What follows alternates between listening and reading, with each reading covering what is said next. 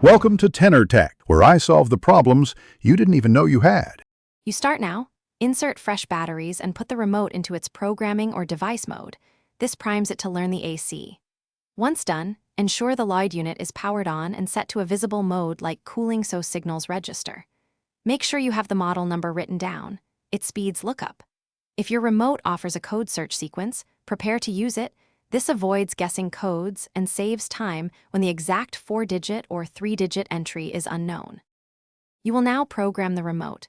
First, try direct code entry if you have a Lloyd code. Press the device key, type the 3 or 4-digit code, then test power. If that fails, run the auto search. Hold the remote's code search buttons until the LED blinks, then let it cycle through codes while you point at the AC. Pay attention.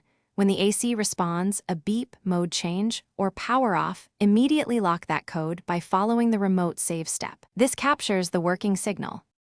You finish by testing each function: power, temperature up and down, mode switching, and fan speed. Verify responsiveness at typical distances.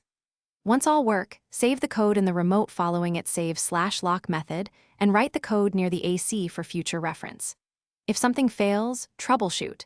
Replace batteries, get closer within 1 meter, and align the remote IR emitter with the AC sensor. If still no signal, try another code family or Thanks for watching. Subscribe to keep your life in tune.